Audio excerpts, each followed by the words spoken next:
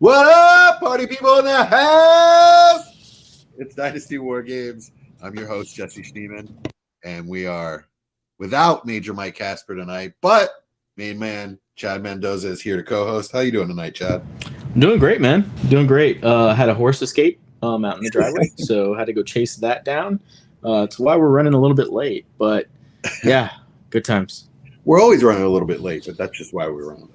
Yeah, I would say late is our official start time so, at this point. Right on. Yeah, so it just reminded me of the Family Guy horse. yeah. The crazy eyes. All right. So every time you turn around, he's just standing there. All right. All right. So actually, I kind of lied. I'm not really going to host. You're going to host. So. Well, I mean, you did this PFF mock, right? Yeah, that's right. Yeah, I can take it from here. So everybody knows, of course, the infamous. Well, I guess it was beloved, and now it's infamous because they put it behind a paywall. But PFF's mock draft simulator, and we decided, it's fun talking about these guys, but it's a little less fun to keep talking about them without their landing spot, right? And we can't do that because the NFL draft hasn't taken place yet. So we have run a simulation. We literally just ran it before the show started.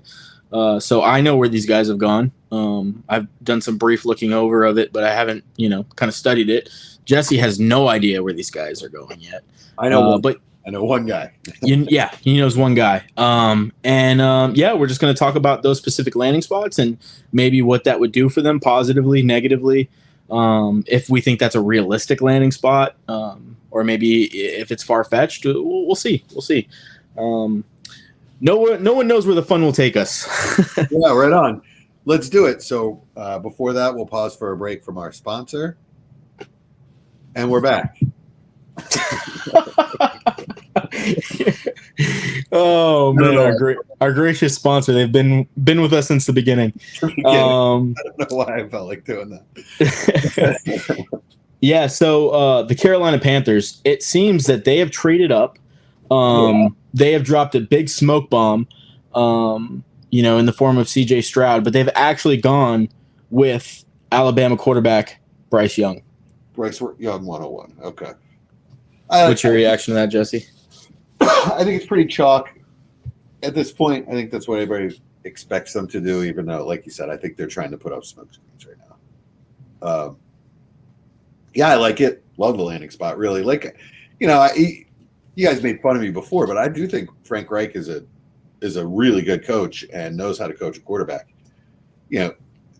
Wentz's injury and mental problems that stem from that afterwards notwithstanding, he did develop him into a potential MVP. He was 2 games away from winning the MVP, Carson Wentz, that year. And I honestly, I think it was the team of Dougie P and Frank Reich, but I have a lot of faith in him to develop a young quarterback, and I have a lot of faith in Bryce Young that he's got a good head on his shoulders. He's going to take the coaching, and they've already started to surround him with veteran wide receivers that are going to be like, a warm little comfy blanket, something to make him feel comfy and snug and, not uncomfortable in his first gig. And Carolina already has a sneaky, pretty good offensive line. So I think it's a nice landing spot. What do you think? Yeah, I'm right there with you, Jesse. I absolutely love Bryce Young. It seems like I like him more than everybody else at this point. Yeah, or most people. I think you on him. You think he's going to be a star. Everybody else thinks he's. Yeah, I think he's legitimately, top 5, top 6, QB potential. In my eyes, I really love him as a prospect. Obviously, a lot of these quarterbacks are just coin flips, so could go really, really wrong, and the hype could definitely be an issue. But he just makes a lot of these anticipation throws that you just don't see in college football very often. So yeah, I really like Bryce Young. I like him at 101. I like him with the Panthers, and not really much else to say with that. So we will move down to pick 102, which ends up being CJ Stroud. Yeah, solid pick. I think what Houston is building is a solid organization. We do know at this point that it is a Shanahan coach that they hired as their OC, first time play caller. So we don't really know exactly what we're going to get, but we do know that it's going to be, the Shanahan concepts.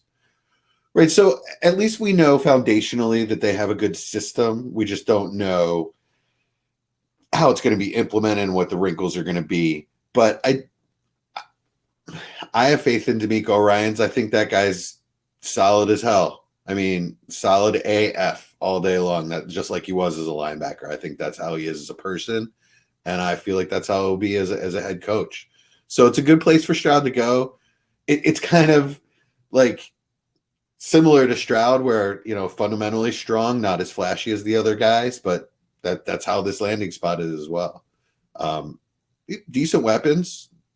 Mechie, if he comes back strong, Nico Collins, Dalton Schultz, they signed. Good running game. Laramie Tunsil as an anchor to the offensive line. Plus, they signed a couple of offensive linemen. They traded for a guard. I think it was on the Bucks, but definitely building the offensive line around him. What do you think? Yeah, I mean, it's pretty chalk pick. I really like what the Texans are trying to do there with the reset and getting some young weapons. Trying to shore up that offensive line. I've liked Mechie since the beginning. I really hope he comes back strong from the cancer diagnosis. And yeah, I mean, Robert Woods or the ghost thereof. Is running around in Houston, so we'll see how that pans out. But hopefully they take a wide receiver somewhere in the draft for Stroud here, and yeah, it helps him a little bit. They definitely have room for a number one wide receiver. Seems like Robert Woods might just be an expensive assistant coach. Yeah, leader. Yeah. With these landing spots the way they are here, how do you see these two piling up in NFL rookie drafts if this was to happen, if this specific scenario was to happen? It's hard to say. Right now, I think Stroud has an edge. This might flip it. I think it would make it more 50-50 than it is right now. Because right now, I think it looks like Stroud is going more 102 and then Bijan 103. I mean, not Bijan, Bryce Young 103. Yeah. That's not what I did personally, but we'll get to that in a minute. Yeah. Yeah, I agree. I think it'll probably, lean more towards 50-50. But yeah, I would be taking, regardless, I'm taking Bryce Young before Stroud personally. But, I also like Stroud so much. I also like Young so much that if I am in the 102 and he's consensus going 103, I'm still just taking him 102, not even risking the trade down for me. So it really just doesn't change anything for me. We will move down to pick 4. The Colts have selected a quarterback, and it is not the quarterback that a lot of people have been thinking they're going to take. Well, I guess it depends because the Will Levis reports have been coming out recently, and that's who they went with. Will Levis, number 4 to the Colts. Wow, that would surprise me. This just really surprised me if Levis went about AR, but okay, cool. We'll roll with it. Colts definitely have a foundation. Their offensive line seemed to have taken a step back last year, but I don't know. Maybe that's just a year-to-year variance. They traditionally have a very good offensive line. Quentin Nelson still plays there. I think he was banged up for a lot of the year. Yeah. Didn't miss any games, because he never missed games. But I don't think he missed any anyway. Regardless, good weapons, not great, not spectacular. Great running game. Tight end is they have a bunch of also-rans kind of. And Brian Ford's going to get pissed off that I just called Jelani Woods an also-ran. But Pittman and Alec Pierce are good. Yeah. I don't think either one of them has star potential, but good weapons. They could definitely use some speed. I don't know. I think the best is yet to be seen of Pittman. And I like Alec Pierce as well, but I really do think that Pittman has the ability to be a wide receiver one in an offense. It's just something that I just don't think they've had the right guy at quarterback to accentuate his strengths. You know, there's no force multiplier for him in that offense as far as the quarterback with the arm strength and the arm talent goes with the deep ball, which is something that I think could really. I agree. The best is yet to come, but I don't know if I necessarily see a wide receiver one there. Yeah. Okay. I mean, definitely not a dynasty wide receiver one. Okay. So what does that do for you, Will Levis, in that offense? Where would you be taking him in rookie drafts if that was happening? Where do you think he would end up consensus if he went to the Colts at 105? I think it bumps him up probably consensus 105. You know, Okay. I still don't think people are going to buy him over AR unless for some weird reason AR took a tumble in this draft. I don't know. I still don't know his landing spot. So yeah. You know, pending that information, 105. Okay. What did you do you think that moves him up to 104? I think it has the potential to. I think I think Richardson's pretty locked in right now. I think consensus is so heavily against Will Levis at this point in the dynasty community that I don't see that changing much, even if he does go to the Colts. I mean, we've seen Daniel Jones go 6th overall and end up, you know, in the mid-second round of dynasty rookie drafts. So, you know, consensus opinion when they're heavily against a player, it tends to linger a little bit. So, yeah, I wouldn't discount him, you know, still being around that 6-7 overall rookie pick in dynasty drafts. But for me, it does bump him up a little bit. You know, Will Levis is another guy I really like. I think that people are downplaying his rushing ability with him being banged up, with his offensive coordinator not allowing him to rush, who blatantly came out and said he wasn't allowing him to rush. Yeah, he had a bad 2022 year, but you look at 21 and prior to that, and I mean, he's a hell of a quarterback, and he is a hell of a dual threat, really big-bodied guy who's, I think, going to find very, very, very good dynasty production early on, in my opinion. Yeah, I did watch that video that you sent me, by the way. So really fun. Maybe that really it was fun to watch. I think maybe that should be our inaugural Dynasty War Games TikTok video.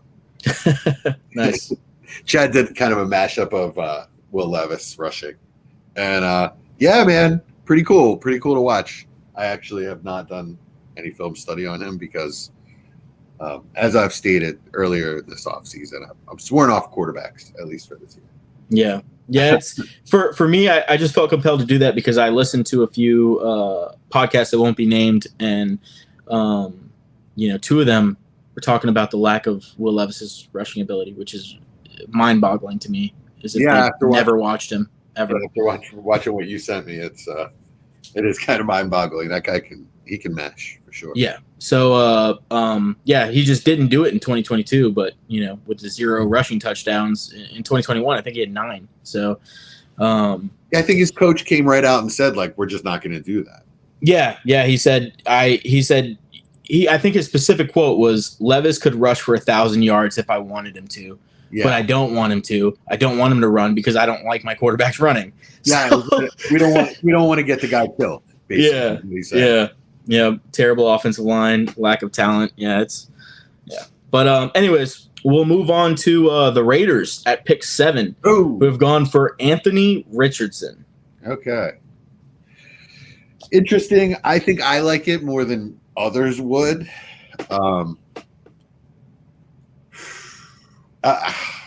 Man, I'd really rather he went to a place where he could sit for a while.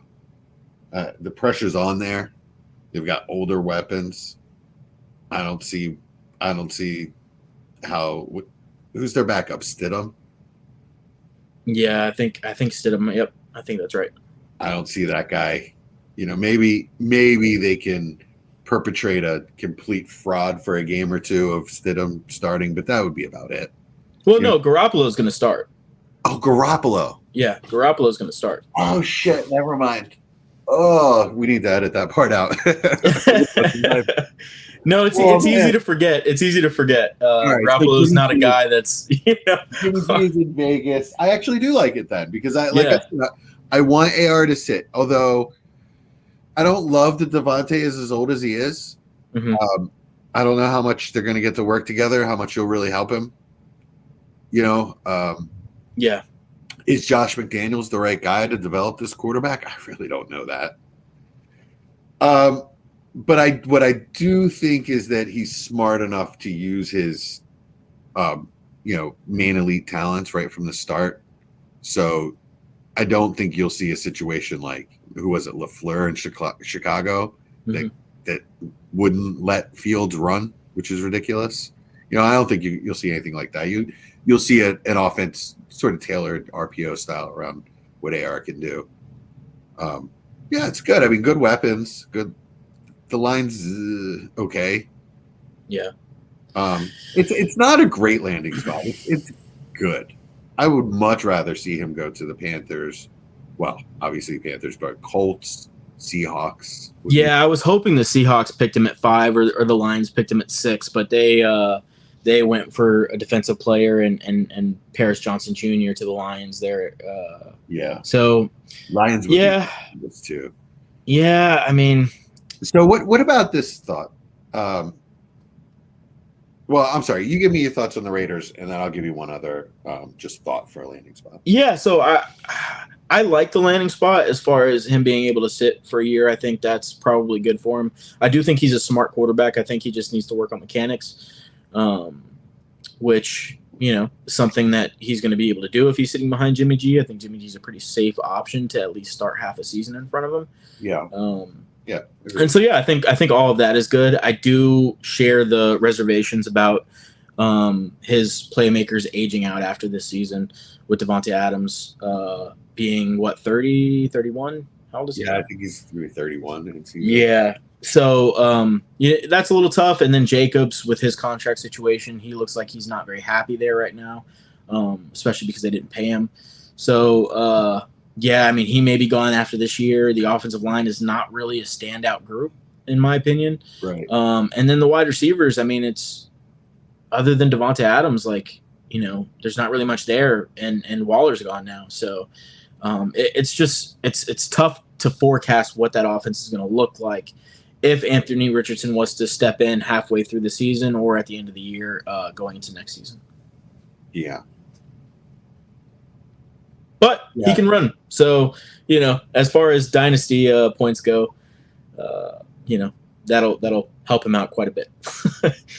I do think that there would be some doom and gloom, though. Some people would see it as a really bad thing. Spot. Those would be the people that, Broncos fans and people that have seen Josh McDaniel. Yeah.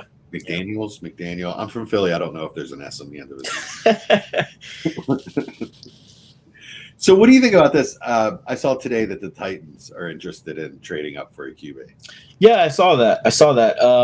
I think it would be very interesting. I don't know who they would be going in for, to be honest with you, because I think they need a guy to start. Well, Tannehill's going to start, right?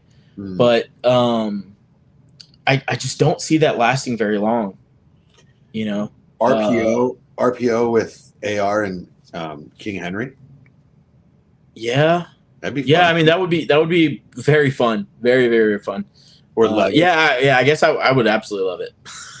I would absolutely love it. Yeah, I thought about it after a while, and I was like, yeah, man. And Burks is the kind of big bodied, go up and get it sort of dude that I think AR would need.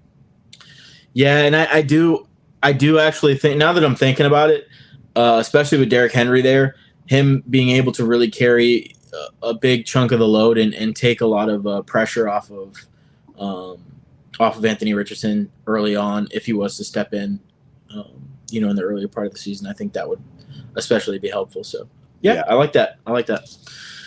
But that did not happen in this reality, right? Anthony Richardson is a Raider and his career is doomed. Now we move on to our first wide receiver off the board, who's Jackson Smith-Njigba, who goes number 10 Whoa. to the Eagles. No, wow. Yeah, Woo. yeah. Oh my God. You didn't know what to do. You were like, oh, no, wait, yeah. Well, all right. So the reaction was first, wow, okay, that's the Eagles, number 10. And then, no, as a, dynasty analyst, that's fucking doomed for him. Yeah, Like, yeah. I mean, an Eagles fan, let's go, Your Eagles we'll fandom was like, yeah, let's do it. And then you were like, wait, how many shares do I have?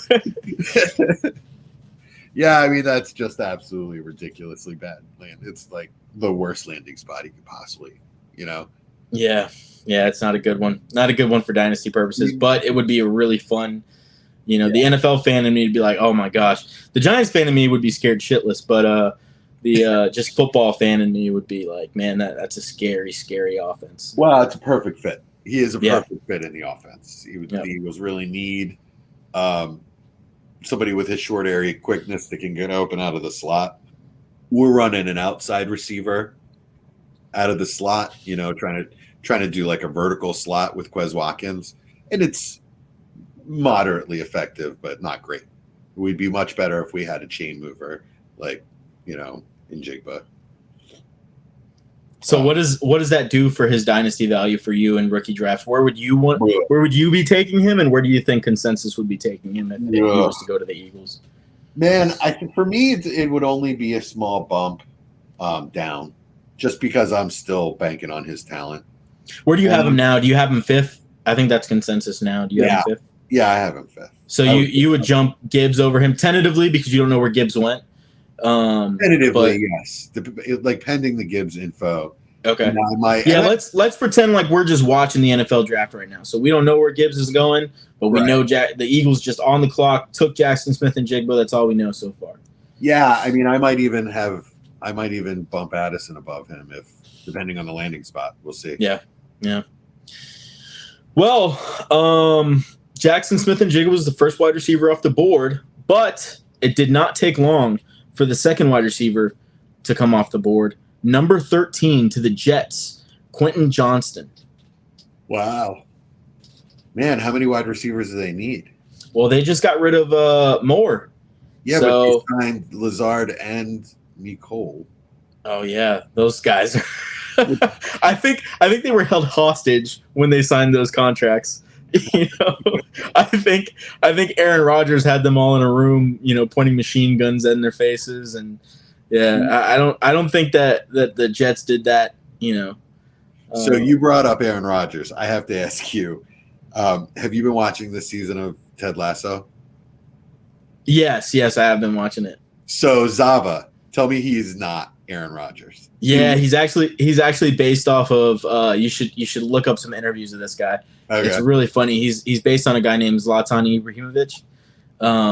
Okay. He is a. You think Aaron Rodgers is bad? Zlatan is 100 times worse. All right. Yeah, it's really, really bad. But yeah, same kind of personality traits though, definitely. Well, and he even looks like Aaron Rodgers. Yeah. The stupid man bun and all that going. Definitely, everybody, after you're done listening to this, and especially you, Jesse, go and watch a Zlatan compilation of interviews. He's absolutely hilarious. Oh, yeah, I'm going to need to do that. But yeah, so what does that do to Quentin Johnston for you? I mean, Nicole and Lazard are short term, but so is Aaron Rodgers.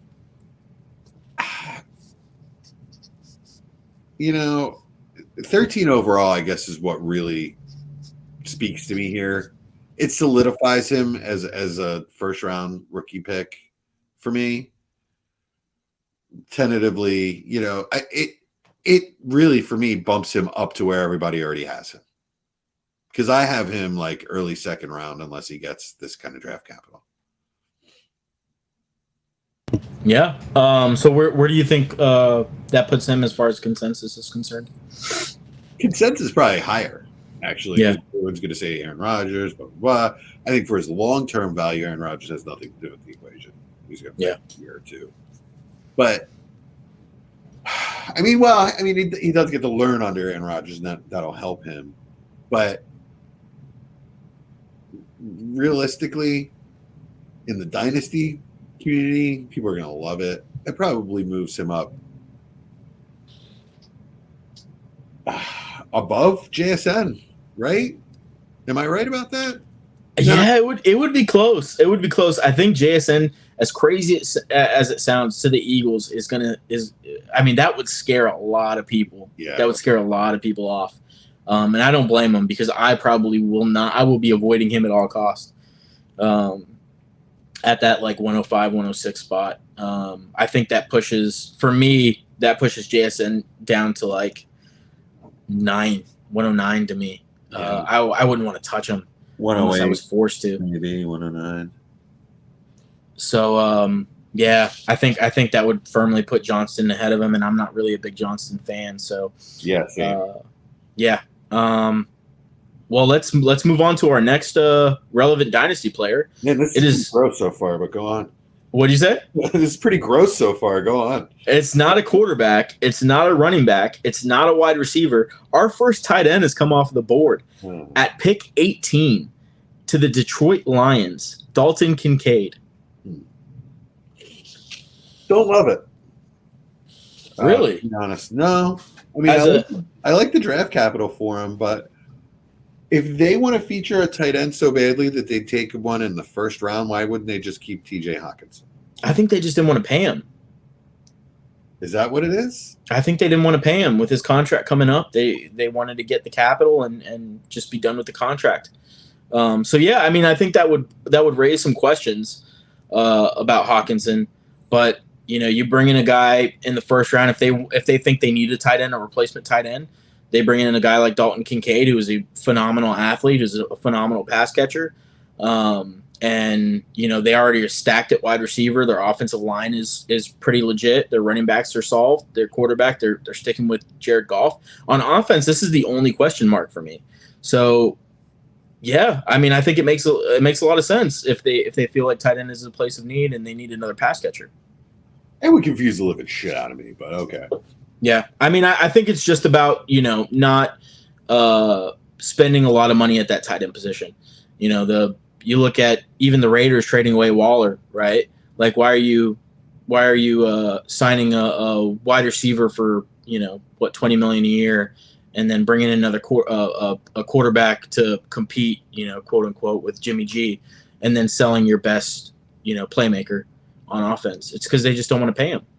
Yeah. So I think it's just about where they want to divvy up those assets as far as the offense is concerned. They'd rather pay the wide receivers, pay the quarterbacks, pay the offensive linemen, and then bring in the running backs and the tight ends.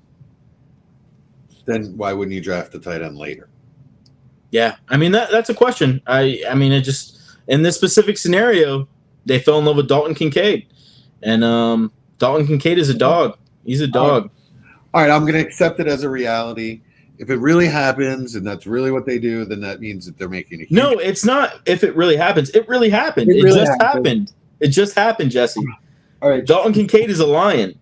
All right. And what does this do for him? It's great. It's great draft capital. It's a good offense. It really helps his dynasty value. I could see him around 110, 111. Yeah, I think that's a little bit early for me. In tight end premiums, that is. Yeah. I think that's a little bit early for me, but that's just because I love a few guys ahead of him. But I think it definitely puts him at 201, 202 for me in tight end premium. Okay. It's hard for me to say without having the whole picture. Yeah, I think that's part of it too. That's part of it too, for sure. But yeah, I'm a huge fan of Dalton Kincaid. He's my tight end one even now, not knowing, or no, I know the landing spot obviously just wants the Lions. But yeah, we're gonna move on to our next position of relevance, which is a running back, and it is Mr.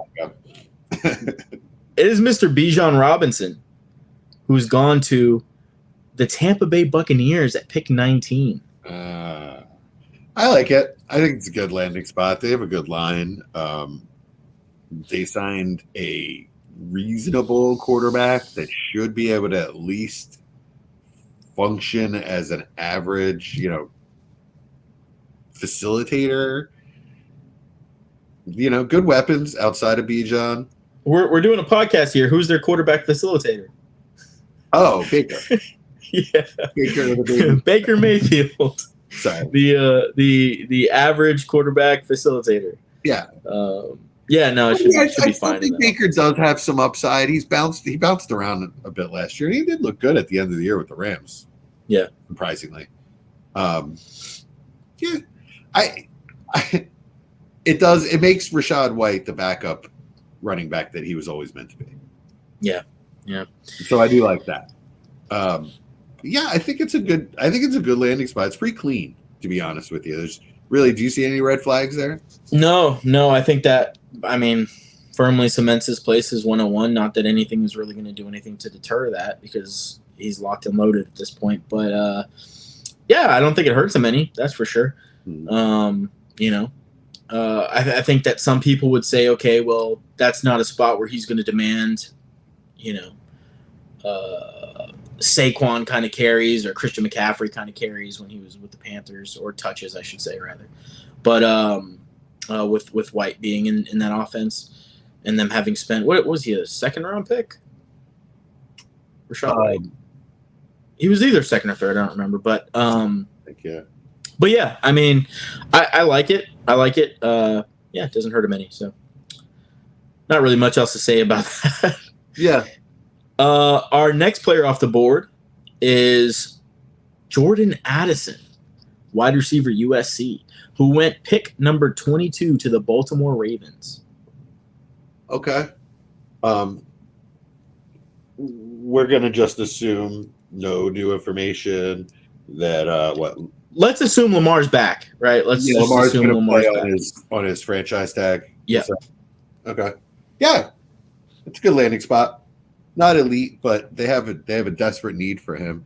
Not that it's a low passing offense, low passing volume offense. Mm-hmm. Well, not the most accurate passer in the world, but he desperately needs a player like Jordan Addison. Their offense needs it so badly. Yeah, good landing spot, not great. Yeah. Yeah, I think it's an average landing spot. I think it doesn't really hurt him, doesn't really help him any. Yeah. He's a good football player. He's going to, I think, come in and be wide receiver 1. I like him better than anybody they have there currently, including the guy that everybody else loves that I'm not really high on. So, yeah. Our next guy went a pick after, at pick 23 to the Minnesota Vikings. This pick makes all the sense in the world, and it's Zay Flowers, Boston College. What do you think, Jesse? That really, really helps his stock. So that cements him as a late first-round pick. It's a great landing spot. He's got, Mr. Average, a Mr. Underrated, as his quarterback and Cousins, and then he's got a good running game and the best wide receiver in the NFL to draw coverage away from him. And it's an excellent landing spot. And actually, I think Jefferson and Flowers really complement each other well. Where, Flowers probably better at getting open underneath. Where, Justin Jefferson can probably do it all, but he can do everything. More, if he's got someone getting open underneath for him and clearing that part of the field or drawing attention to that part of the field, then maybe he can go downfield. Yeah, I'd much, much, much rather have Zay Flowers in this offense than Adam Thielen any day of the week. I think Zay Flowers is going to really open the door up for Justin Jefferson. Yeah. I think that's going to make Justin Jefferson a better asset. I think it's going to make Kirk Cousins a better asset. I think Zay Flowers in this offense is probably my wide receiver 2, with JSN being my wide receiver 1, but with that scary landing spot for the cost it's going to take to get Zay Flowers, which I think he probably moves up a little bit if this was the case, if this was to happen. But I would rather have Zay Flowers at his cost than it would be any of these other guys, to be honest. Wow, interesting. I'd still take Addison over him. Okay, yeah, I won't argue with that. Quentin Johnson, I don't know. If they're both first rounders, I think Quentin Johnson's got much more bust potential than Zay Flowers. And yeah, I think so too.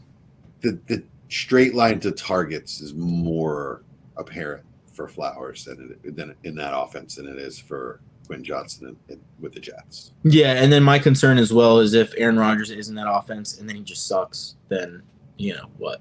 Right? Like he's getting older.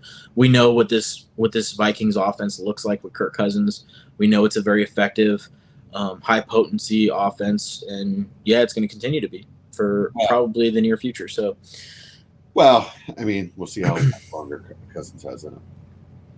Yeah. I mean, no signs of slowing down so far, though, right? I think we can agree on that.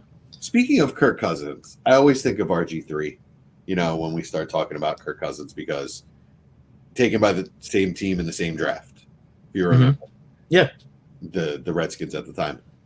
Did you see that RG3 is interested in becoming a minority member of an ownership group in the Commanders? Really? Would that not blow your freaking mind? Yeah. If the biggest bust in one of the biggest busts in NFL history, I think they also had Heath Schuler, didn't they? Yeah. Well, I mean, I think injuries had a lot to do with it as well. Oh, sure. Absolutely. I think he wasn't he Rookie of the Year his first year in the NFL? Pretty sure he was over Andrew Luck. Okay. He did light it up. Yeah. And then he got those pretty bad, I think it was knee injuries. Yeah. He couldn't really stay on the field. But that would be incredible if he came back. Yeah, that would be the ultimate twist of fate for sure. That's true irony right there. Yeah, definitely.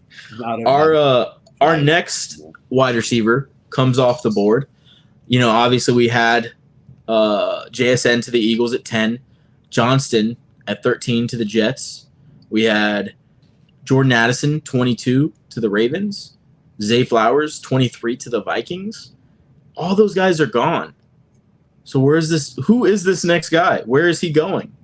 What team needs a wide receiver enough to potentially reach for a guy? Maybe it isn't a reach. Maybe it is.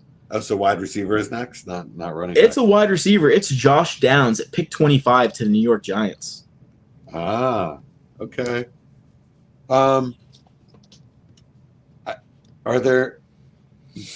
they going to take Marvin Mims in the second? Yeah, I don't know. I don't know that they have enough guys that size in the locker room right now. There's only 2 slots. Not in this offense. There's 5. There's 5 slots in this offense. Everybody's playing slot. You get a slot. You get a slot. You get a slot. Yeah, no, the Giants have changed. They have created a new offense in New Jersey in Meadowlands Stadium. And it is the slot-only offense, the slot coast offense, we'll call it. And Josh Downs joins Team Slot in New York. Let's call it slot life. Yeah, slot life. I like it. Slot life. But what do you think? What do you think that does for Josh Downs and or the New York Giants? I mean, they really needed wide receiver badly. This is not the one I'd hope for them to take, but I mean, I'm trying to remember. A lot of the guys they signed are sort of irrelevant, right? Was Braxton Berrios one of those guys? No, Jamison Crowder. Okay. Don't you talk about Jamison Crowder? Crowder. Well, he won't be healthy, and neither. He's a Duke boy. We don't talk about those guys on the podcast. Oh, okay. Or we don't talk negatively about them. If you want to talk glowingly about them, by all means. He won't be healthy. In neither. So, I mean, if they're taking him in the first, then they're going to make a commitment to him, and he's going to start. I just wonder if he's going to. I think Daboll's creative enough, with formations or whatever, and it doesn't really matter like these days XYZ, right? They're running stack formations, and they can run things to get him a clean release if that's why if you need. It's good. It's a good landing spot. It's not great. It's definitely a reach. I don't think he's a first round talent, honestly. I think you can get the same player later in the draft. He's sort of Zay Flowers light. I don't know. He's not as quick or as fast. Doesn't have the hands of Mims, but he's sort of a nice combination of both of them. It's a decent pick. I don't love it, but it definitely helps his dynasty stock. Yeah, late first. All these guys are still late first. Yeah. I think that pretty much puts him in the conversation for that, 110, 111 range for me with the draft capital. He could be one of those guys, kind of teetering on the edge there where he ends up at 201, 202. What it does, what I can definitively say is it solidifies that part of the draft that all these guys in the first round. I think what it does is it kind of increases his range a little bit, where like you're not surprised now if he goes 110. And it's just everyone. The consensus right now is that there's a dead zone from like 109 to like 204, 5, 6 or 7, and they think it gets real flat. Well, if all these players start going in the first round of the NFL draft, then I think it definitely adds value to them. It gives them some pedigree. It tells you that NFL offenses are going to focus on them, and so it maybe takes away. It maybe gives that part of the draft a little bit of a spike, over early second or mid second. Yeah, I agree. Okay, our next player off the board is Michael Mayer, tight end, goes pick 29 to the New Orleans Saints. What's your reaction there, Jesse? Well, they have Juwan James, right? Is that his name? Mm-hmm. Johnson, James Juwan Johnson, as his mother used to call him. Yeah. Yep. In the old days. Sure. Yep. And did they not sign a tight ends? I thought. I'm not positive on that, to be honest with you. Did they sign? All right. Well, look. What did they sign? So they got obviously Derek Carr. They have Olave. Yep. I'm going to bring up their free agent signings real quick. Go ahead. Off the top of my head, it's that's right, Jamal Williams, and nothing really as far as wide receivers go. They lost Marquez Callaway to the Broncos. And they definitely have room for a pass catcher. The way Juwan Johnson's used, I think he's more of a move tight end. I don't know that he and Mayer exactly even play the same position. I think Mayer's more of a traditional tight end, can play in line a lot more and separate out. I think it's a good move. He's getting that draft capital. That's really good for Mayer. I still don't. It puts him behind Dalton Kincaid, though, right? Yeah, 100% for me. I think he's already behind Kincaid, but I think that would firmly cement him behind Kincaid in a lot of people's minds. It confirms what's kind of, I think, what's been happening with consensus over the last month or so, was since the combine at least. Even before the combine, I think Mayer was sort of falling a little bit as people were starting to get a look at the tape and realize that he's not. Some people were calling him like mini Gronk and stuff like that. It's not exactly who he is. And although he's a really good prospect, I don't think he's the elite player that some people thought he was going to. He was, or mistook him for, I guess. But it's good draft capital. I in tight end premium leagues, I'd have no problem taking him in the high second round, just like I did with McBride last year. In non-premium leagues, I think he's more of a late second rounder. Yeah. I don't know where tight ends are going in non-premium leagues because it's all I've ever played. So, I'll take your word on that and just say, I think that puts him in the middle of the second for me in premium. And even in non-premium, tight ends still go pretty high because they're still just rare. Yeah. I probably haven't played non-tight end premium in like 6 or 7 years, and these kind of perceptions on positional value change very often in Dynasty. So, let's see who's our next guy here. Okay. Our next guy, pick 39 to the Carolina Panthers. Jahmyr Gibbs. To the Panthers? Yep. To the Carolina Panthers. Dude.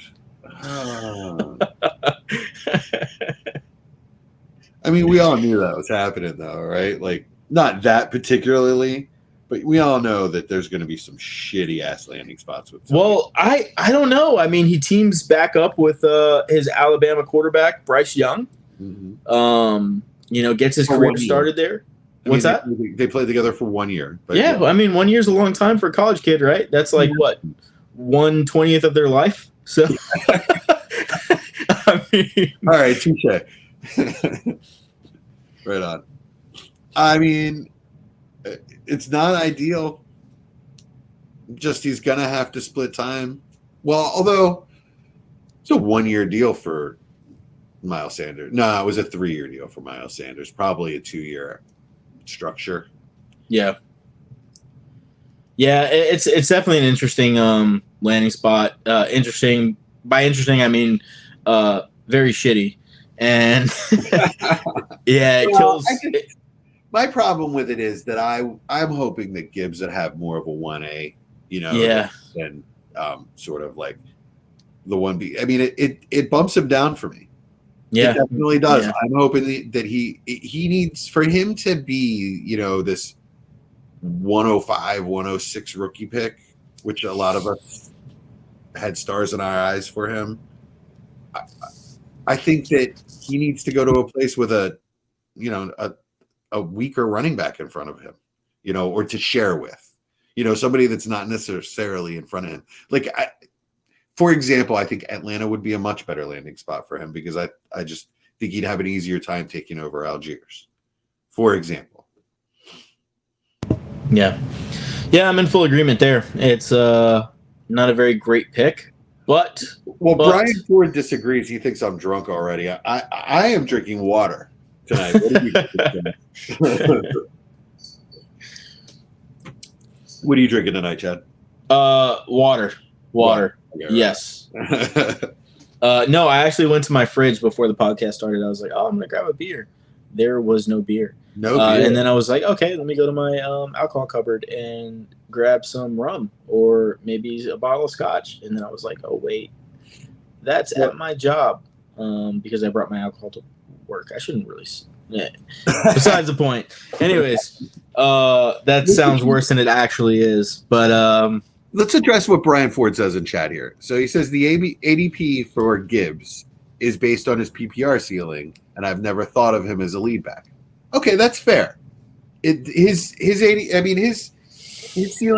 his PPR ceiling, right, is his elite attribute, and that is what drives his value. I understand that. But if you've never thought of him as a lead back, then I don't think he has any business being 105 or 106. No, I still think he has the potential to be a back that sees more than just, your third down PPR work. I think with them bringing in a guy like Miles Sanders, that does affect that because Miles Sanders is not a bum out of the backfield. I mean, it's not like he's Derrick Henry or something, right? Right. No, he's not. Yeah. So that's gonna eat into that work a little bit too. I mean, I just don't think it's a very clear outcome where you're saying, okay, I see a cemented role for Jahmyr Gibbs in this offense where he's going to be very dynasty relevant, at least early on, because with your running backs, right, as opposed to the quarterbacks, the tight ends, the wide receivers, if you don't see that early on running back production out of these guys, I mean, that asset's going to die. It's going to die very, very quickly because people want to see their running backs spark. He's going to need carries as well.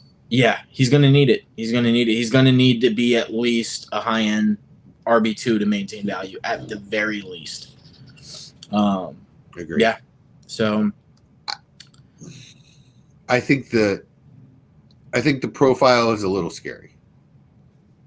If he goes in a situation like this, and what is that? That's the 8th pick in the second round. So the draft capital is pretty high. It does mean that they're going to use him as more than just a third down back. They are going to use him as a weapon. How many times have we heard that a back is going to be split out and used as a slot, and it doesn't materialize all that much? I'd be surprised. I'd be surprised if he was a first round dynasty talent, rookie talent, without getting 10 to 12, 10 to 15 carries a game. Look at how disappointed everybody is in DeAndre Swift right now. Yep. Yeah, I mean, I think it's just a lot of question marks there. But we did not have to wait long for our next player, and this is a very, very, very interesting player to go pick number 40 overall to the New Orleans Saints, and that is Luke Musgrave, tight end, Oregon State. Did you say to the Saints? Yep. Didn't we just say goddamn Mayer? Yeah, looks like they're going 2 tight end sets. Forget 3 Juwan. tight end sets. Well, forget Juwan. Forget him. Old news. Last season, get rid of him. In this reality, they've cut him. He's gone. Long gone. They traded him in draft, right? Yeah. And so they have decided that they're going to go full on New England Patriots and 2 tight ends set it up. Run the veer? We don't know what they're doing. Triple wing. That is going to hurt both him and Mayer, in my opinion. People who have started raising the Mayer stock up after that first round pick to the Saints, they're starting to question themselves and question reality and question this PFF mock draft simulator. So, yeah. Team personnel. Yeah, I mean, I guess it's just, I guess what you take out of this is that gross things are going to happen in the draft. So you have to be able to adjust on the fly. Because teams are going to do weird shit. No, Jesse, gross things have happened in this draft. I'm trying to root this a little bit in reality. Wow. Gross. I'm not real high on Musgrave to begin with, so if this happens, he's a late 3rd round pick. Yeah, it's nasty. That's nasty. It knocks Mayer down. Yeah, it does. It does. Confident in him in the early second at all. Yep. Yeah, he probably moves down a good 5-6 spots for me if this was to happen. I mean, you're talking about Luke Musgrave going 10. What is it? He went 29. So yeah, 11 spots after. Oh my God, Mayer. So yeah, that's not nice. Well, I mean, they can't even. Musgrave can't block, right? Mm-hmm. So he can't block me. So if they take both of those guys, Mayer's going to be doing some blocking. Yep. So it really hurts his value. Yep. Well, our next player off the board is to the Atlanta Falcons at 44, and that is Jalen Hyatt, who had to wait a little bit. Maybe he went to the draft and just had to sit in the back room for a while. But yeah, pick 44. It's a perfect fit for their offense. I'll say that. Pick 44 is actually reasonable. So that's around where I think he should go with his skill set. I don't want to kill him and say just because he only ran goes and stops and was highly schemed in college, I don't want to pigeonhole him and say he can't do more things in the NFL. But I will say it'll probably take time for him to learn how to do it.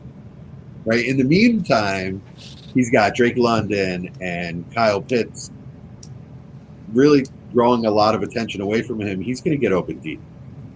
So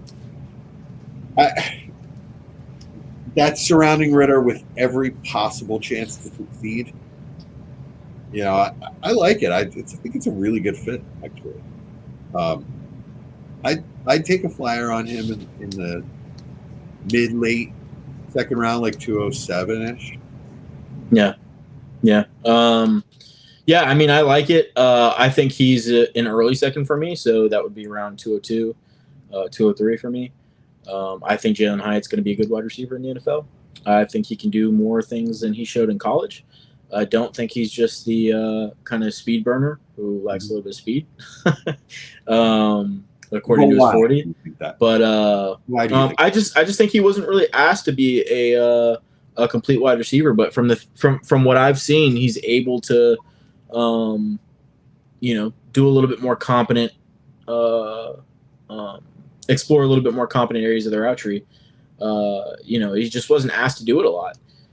I think everybody in that Tennessee offense is going to be asked to do a lot of different things. But I hear some people comparing it to the Baylor wide receivers. I just don't see that. I think the Baylor wide receivers, they were, babied a little bit in that offense. I don't think that was the case for Tennessee. I think Tennessee just did something so wild and different that it's hard to really have a direct translation for it. But I think he's athletic enough. I think he's smooth enough. I just think he's going to be a good player. And with the draft capital, I like it. I mean, it's a straight air raid offense. Is it really that wild and different? Yeah, I mean, it's just the way they scheme things. It was very different. We'll talk about it off air. Well, I mean, it is highly schemed. I understand. Yeah. So, our next player is, oh man, this is a fun one. The Washington Commanders at pick 47 have selected quarterback Hendon Hooker. Tennessee. Don't be one of those Herndon guys. Yeah, I'm sorry. I'm off of it. So Hendon Hooker, Tennessee. Hendon Hooker to Tennessee, huh? No, to the Commanders. Commanders from Tennessee. Gotcha. Yeah, from Tennessee. Yeah. I love it. As long as that team gets sold. That has nothing to do with it, Jesse. It does. I don't want to for a terrible organization. I'm gonna hate them. I'm gonna hate them just the same, no matter who owns them. Oh, I am too. That's not what I mean. It's not my rooting interest. It's just that it's a poisonous organization that I don't want. It's always going to be a poisonous organization. It's the NFC East Jets. But yeah, I mean, yeah, sell it to whoever you want. It's like a voodoo doll at this point. Just keep handing it off and just cursing the next billionaire. It's going to be great. No, the Commanders are a terribly run organization. Horrible franchise. Sorry for you, Commanders fans. But that's my concern for Hooker. I would love some stability for him. I think it's a nice get for them.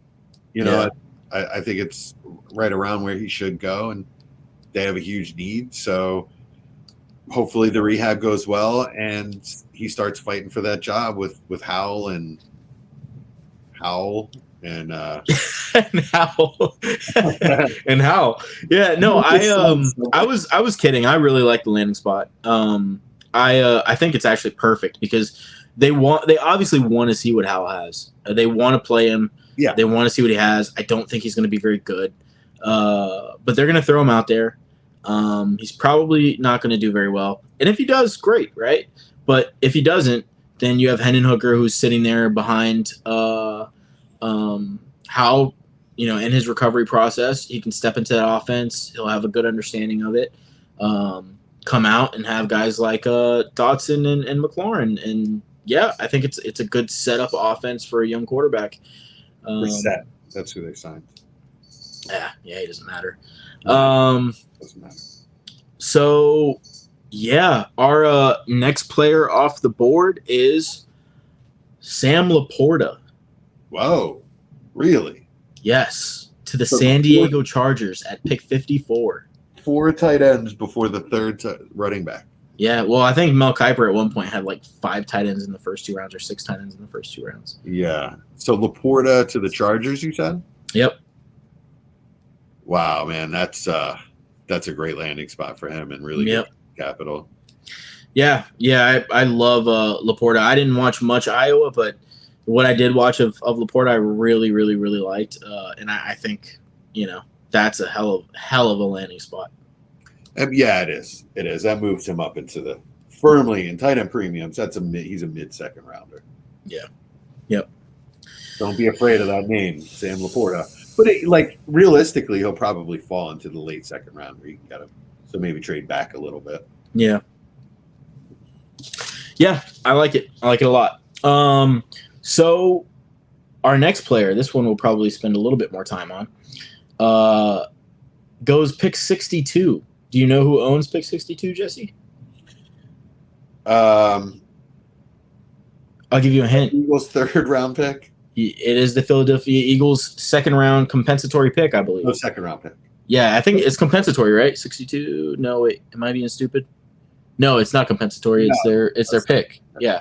Okay. Sorry, I'm being dumb. There's 32 teams in the NFL, so it's definitely not a compensatory pick, and I don't think there are second round compensatory. No, there picks. So yeah, I'm an idiot. But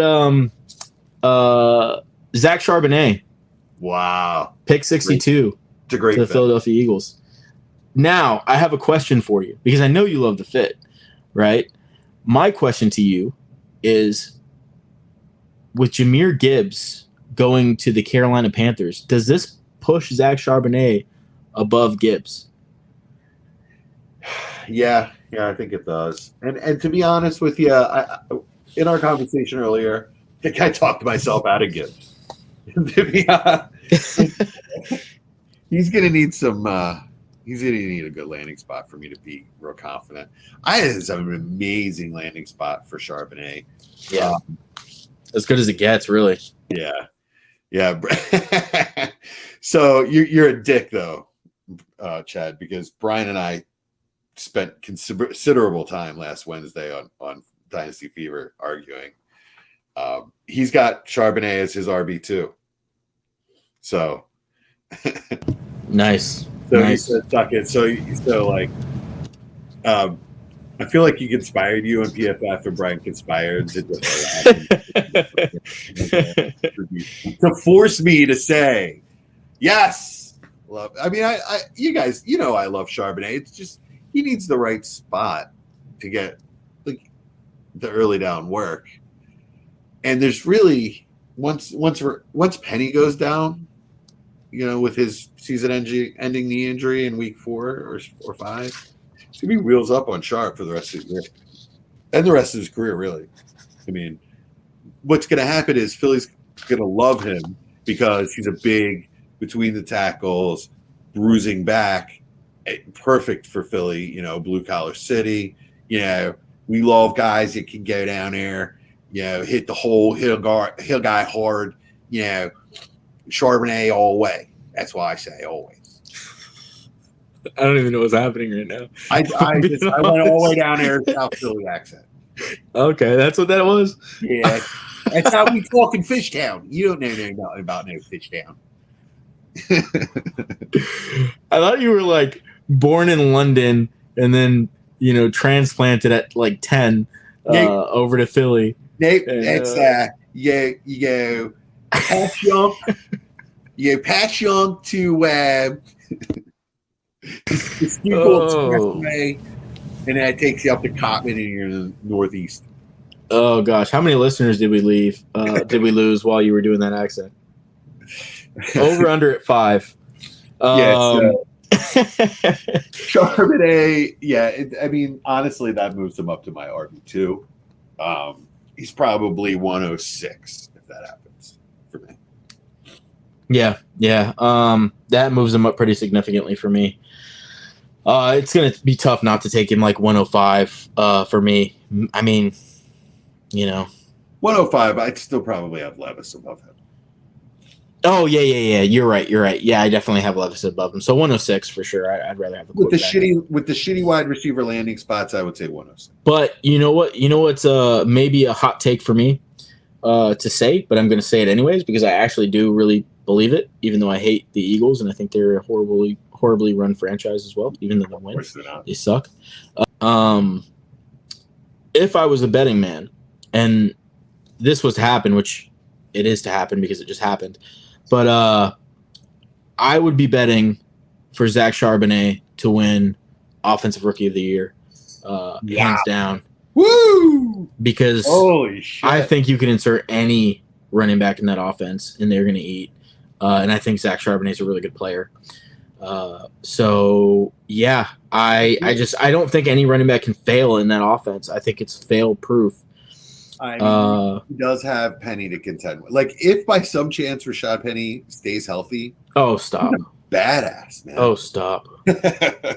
Well, at least if Rashad Penny is able to do the one thing he has not ever been able to do ever in the history of his life, then if my aunt had balls, Zach Charbonnet is in real trouble. Yeah, no, I'm not banking on Penny staying healthy as much as I would love it because I do have him on my few of my benches. barring one of the, well, I mean, you're saying he's gonna light it up. I said I do have Penny on a few of my benches, but no, he's never on my bench. He's always in my injured reserve slot. So, Brian brings up a good point that Hurts running limits his pass catching. It's not really part of the Eagles' offense is throwing to the running backs. To be honest, it doesn't matter. He's going to average like 6 yards a carry in that offense, and I mean it's going to be disgusting. Like he's going to get, and it would be nice for the Eagles to come up with a second third down play because the NFL is going to outlaw that pushing Hurts over the line shit. Yeah. They've got to. They've got to. Yeah, they haven't yet. They didn't this offseason, so it'll work for one people, but they're going to. Yeah, or the NFL is going to catch up to it either way. Yeah, so they do need a pounder, and they're not going to want to. They're not going to want to subject him once they pay him, especially subject him to all that pounding around the goal. Yeah, I think also prior to this season, they were really still deciding on if he was even worth anything to begin with.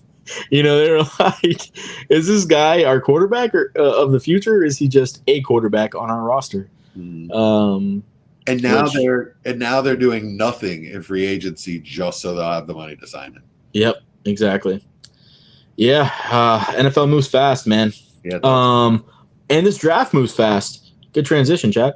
Because 2 picks later, at the top of the 3rd round, the Chicago Bears select Dallas Hyder's favorite player in the NFL draft, Cedric Tillman. Wow. It's not really his favorite player. He doesn't really like him, and I do. But he is a Bears fan. So, yeah, this would be my favorite pick of the draft because I would get to see him complain about this pick a lot. It'd be great, especially with Xavier Hutchinson still on the board.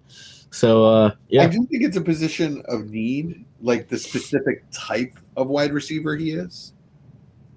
Right, so now you have 2 solid outside wide receivers in DJ Moore and Tillman, and then you have Mooney and Velus Jones as sort of the speed guys. Mooney gets to move into the slot where I think he's going to be more effective. A lot of mouths to feed. I hate that argument, but there are there's a lot of competition for targets in a low volume passing offense with a rushing quarterback. So not the greatest landing spot, but the capital is really nice.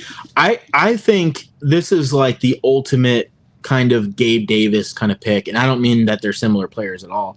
I just mean that the body type's similar.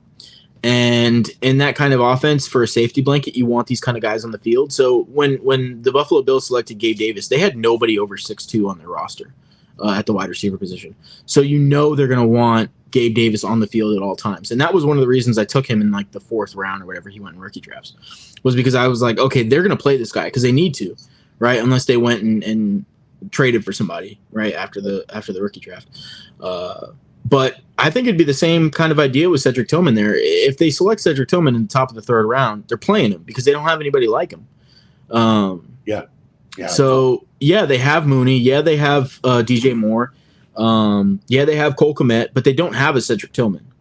Right. So they think they need him. They picked him at the top of the 3rd, which I think is a good kind of area for him to go.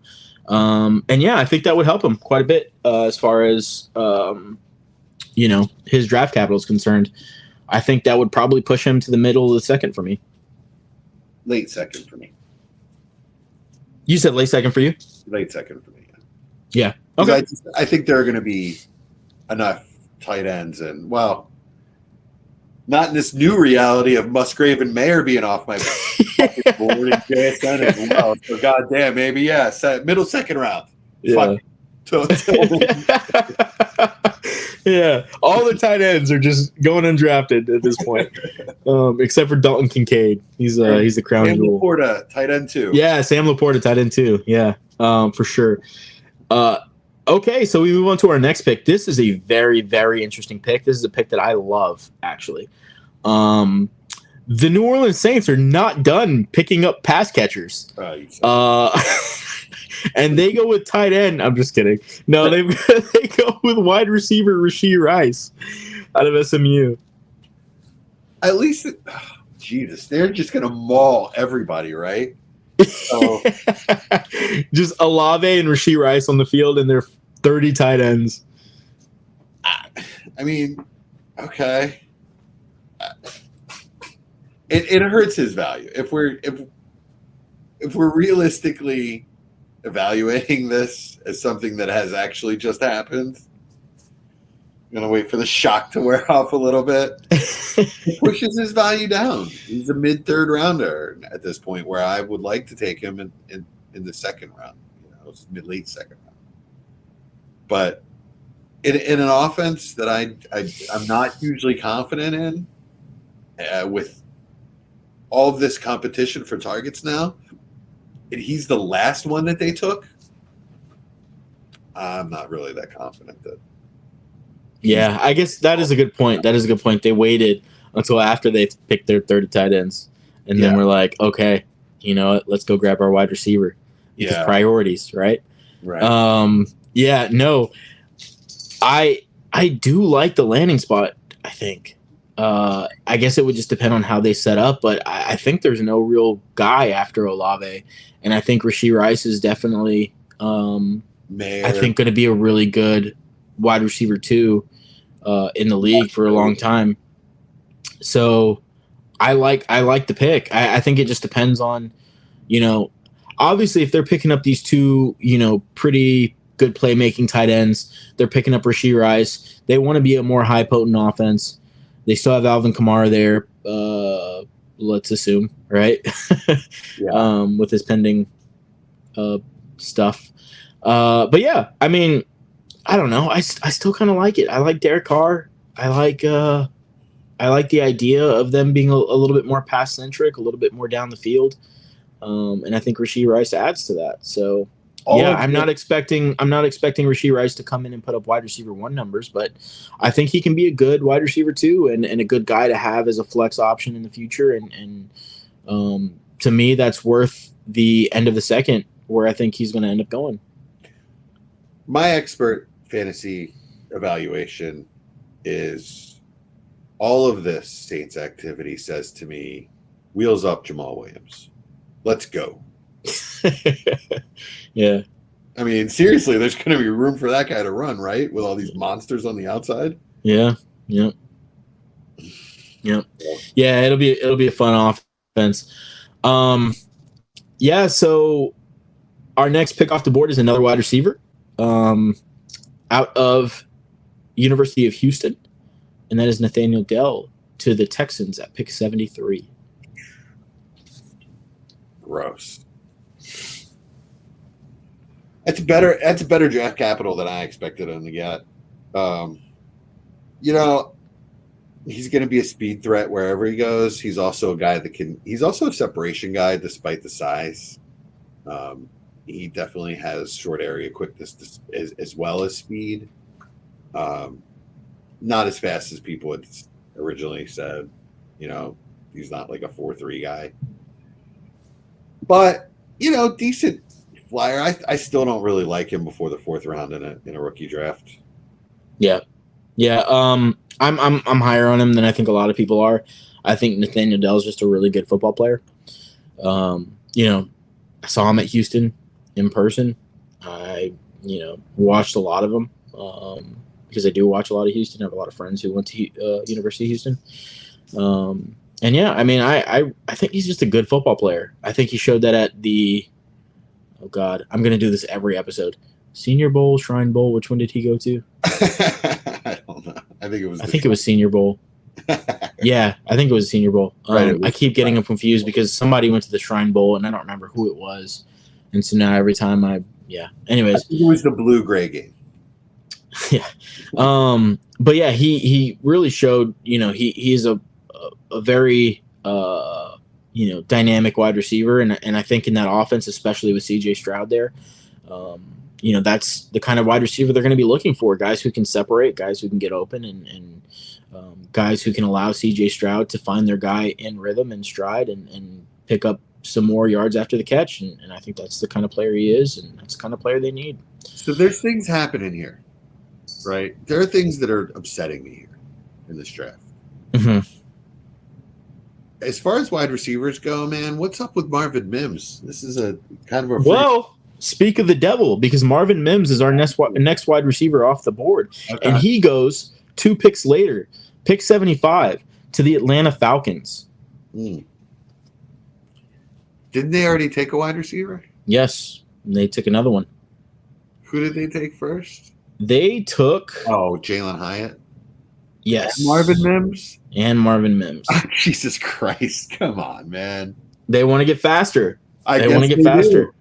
Oh, geez. Everybody saw what the New York Giants were doing, and they were like, "Hold on, these guys are onto something. So this, Why don't we all? This Why don't we all knocks, just yeah. slot season?" This knocks him and Hyatt down to late second round at best. Because the competition there is just ridiculous. Yeah. And Who do they have as wide receiver right now? they have Drake London, Mhm. Kyle Pitts, who's played Well, yeah, but you not a know. tight end. He doesn't play tight end in that offense. He plays But I mean, he probably will more so. he plays big slot. I mean, if they're taking 2 wide receivers, we can assume they're gonna line him up with 3 wide receivers. Okay. Jalen Hyatt, Marvin Mims, and I guess I don't know who else they have. Did they sign Mac Hollins? Yeah, they did. They signed Mac Hollins. Yeah, it doesn't really matter. Yeah, he doesn't matter. So take that, Brian Ford. Mac Hollins doesn't matter. Yeah, it's still gross to me. I don't like it. He and Hyatt both take hits because of that. Yeah. It's a like, not love for me. I mean, not even a like, just a whatever. Can we mention that even though your boyfriend is their quarterback, he's still very unproven? Yeah. I mean, I like Ritter, but love Ritter. I love Ritter, but I mean, he didn't look. He didn't really show out last year. And my stance on rookie quarterbacks is they're essentially coin flips. I should say they're either on one side or the other of a coin flip, basically, not too far away. So I mean, if he fails, he fails. But if he fails, then they're probably taking a quarterback in the beginning of the draft next year, and it's probably going to be a really good quarterback. So yeah. Like I said, quarterback draft next year. It's just a whatever for me. The next pick is wide receiver Tyler Scott, who goes to the New England Patriots at pick 76, 1 pick later than Marvin Mims. It's your boy. Yeah. Tyler Scott, love Tyler Scott. And I really like him in this offense because they need some dynamism. They need it desperately. And Tyler Scott is that guy. I love Tyler Scott. I think he's incredibly underrated. In the dynasty community, I think he's going to be a really good player.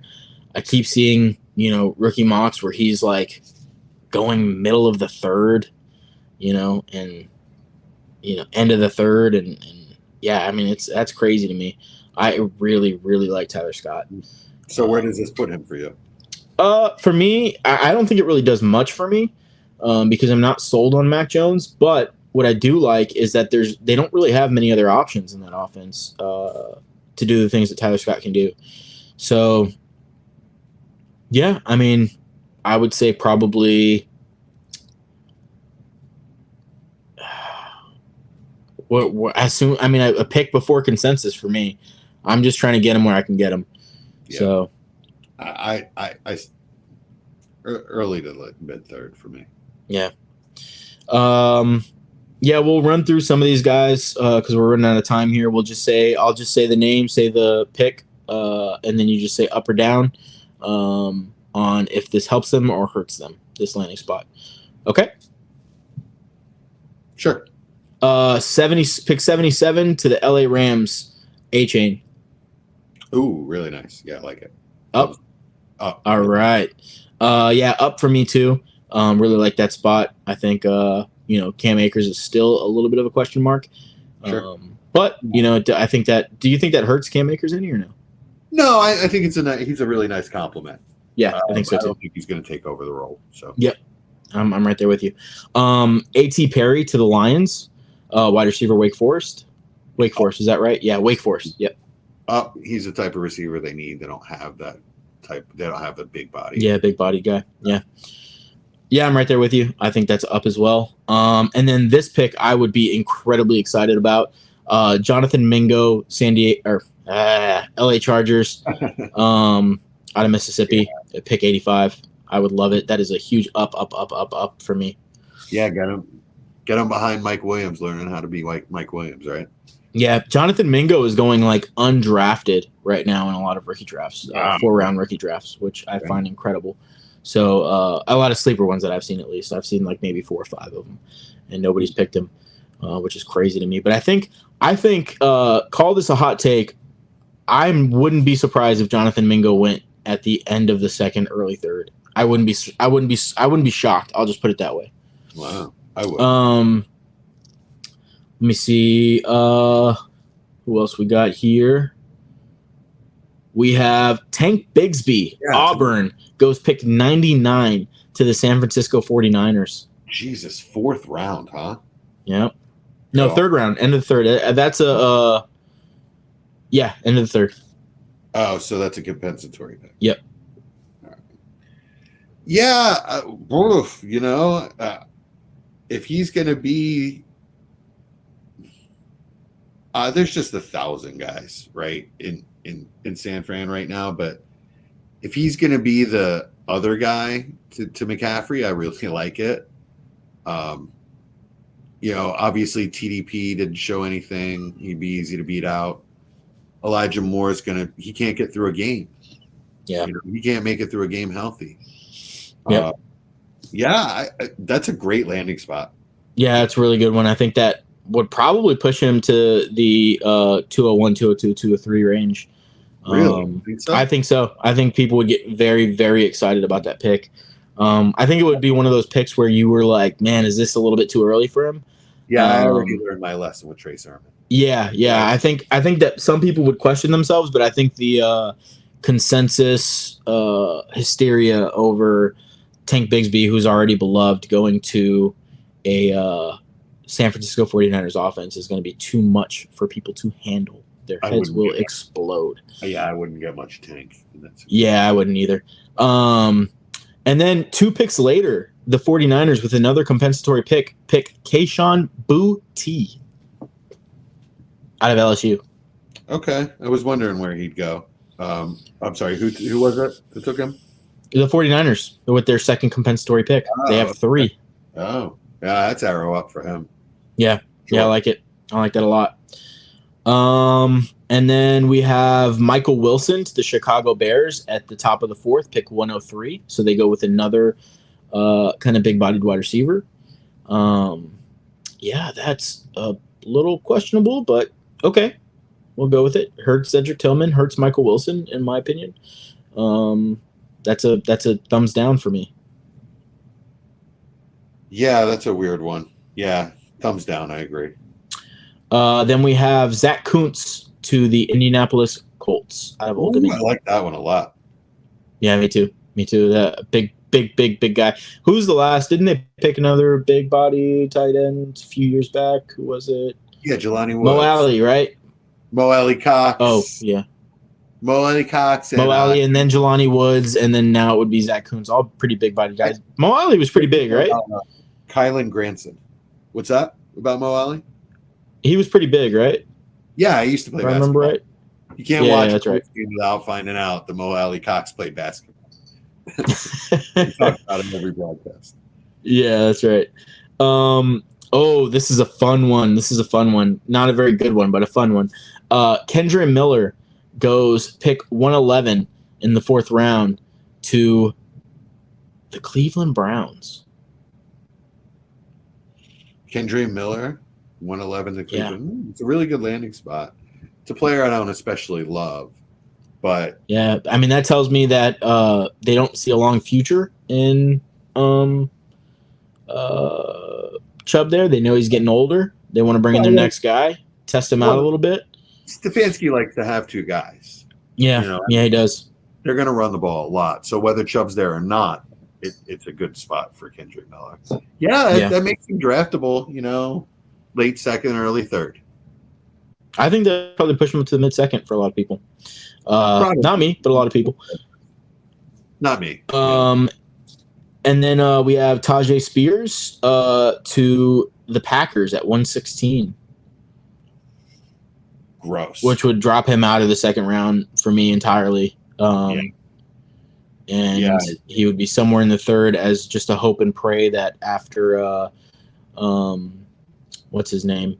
Aaron Jones leaves after this year, that he's split carries with AJ Dillon, and maybe you got a guy in the third, fourth round. You're hoping for an injury or two for him to even get on the field this year. Yeah. It might not happen this year, and then we'll see what happens the next year. That's tough. Yeah, I don't. That's arrow down. Yep. Okay, and then pick 128. The New York Giants select Xavier Hutchinson. Oh, this is crazy. So, Dallas's Chicago Bears, Dallas of the rookie rundown, his Chicago Bears select my Cedric Tillman, and my New York Giants select his Xavier Hutchinson. How cute. What do you think? Thumbs up, thumbs down? Finally, thumbs up. I mean, finally they get an X receiver.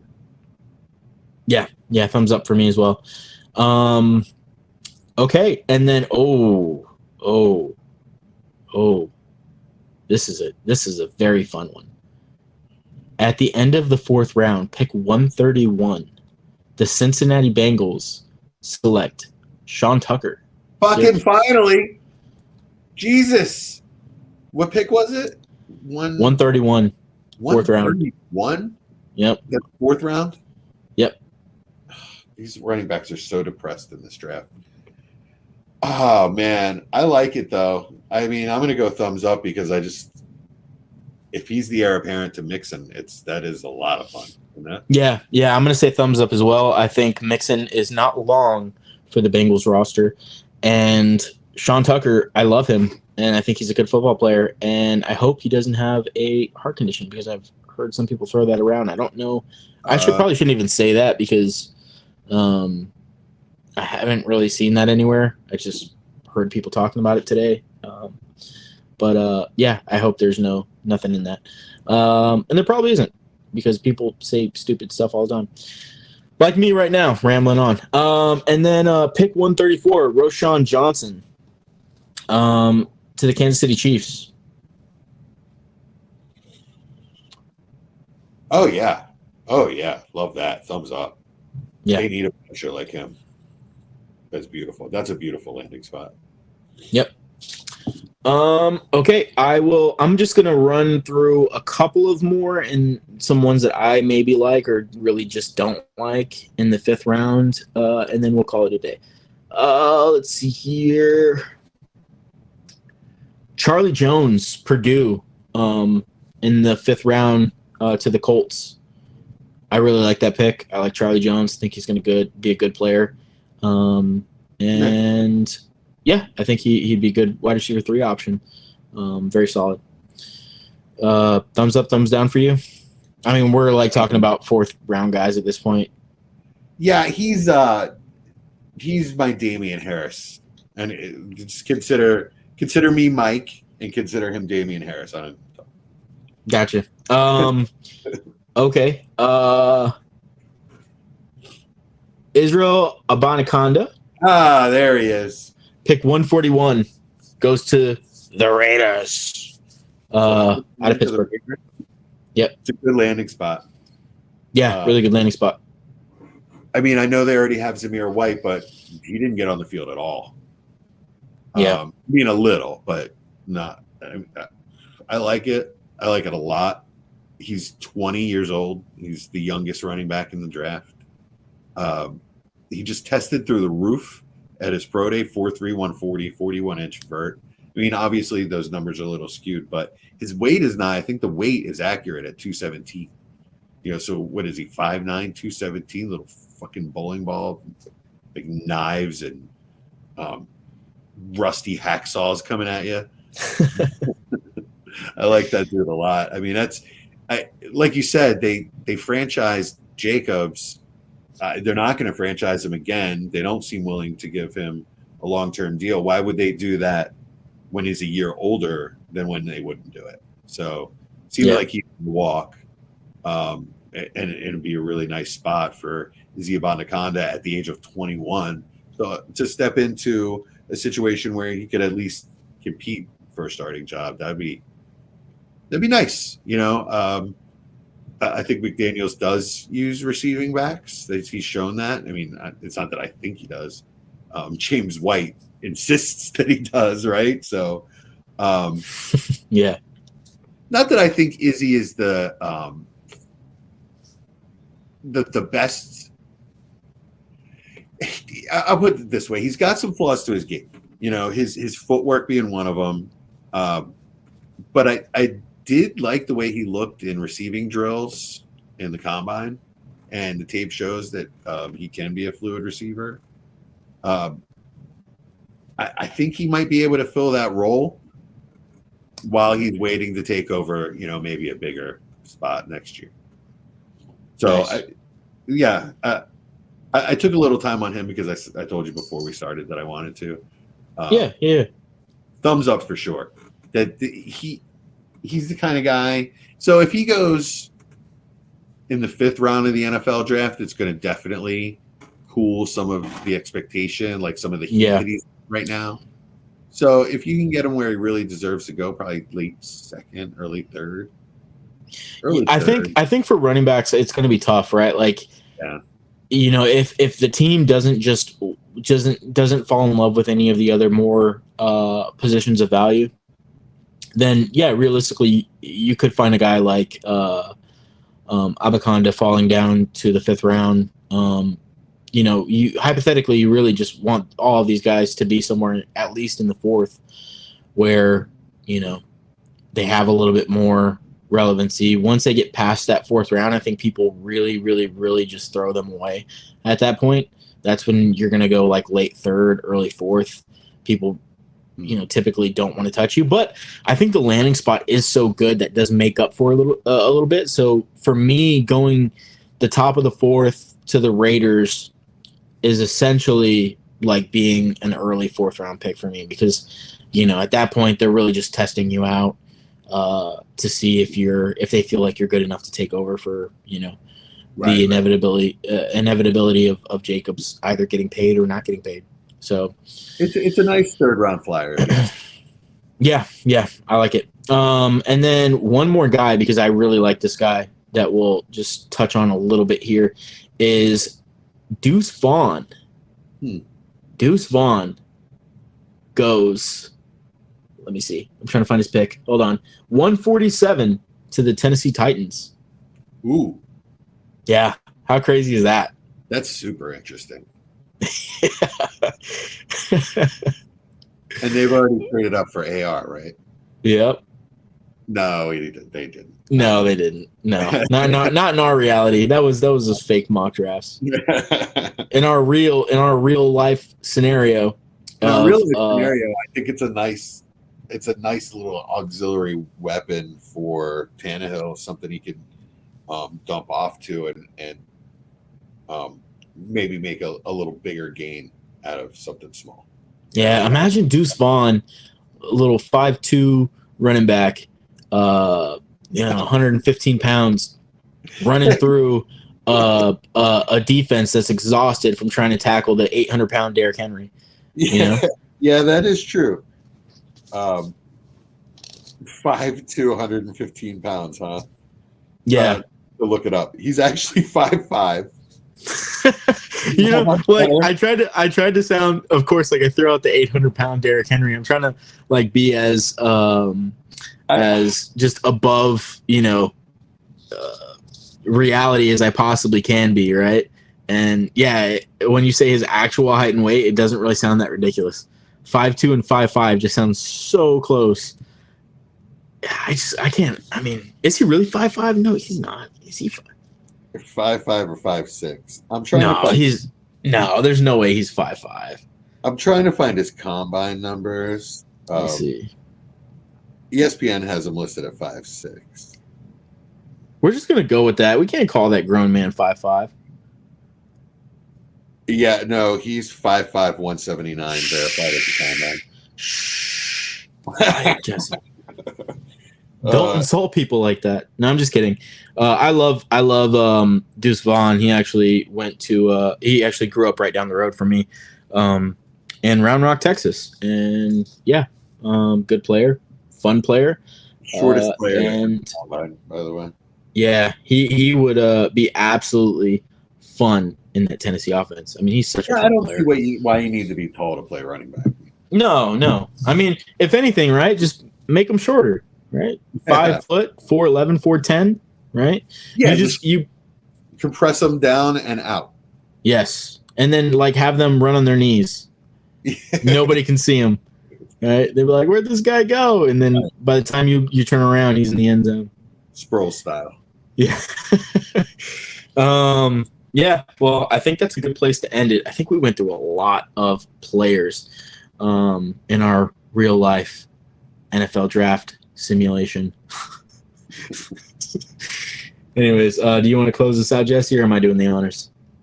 That's what she said.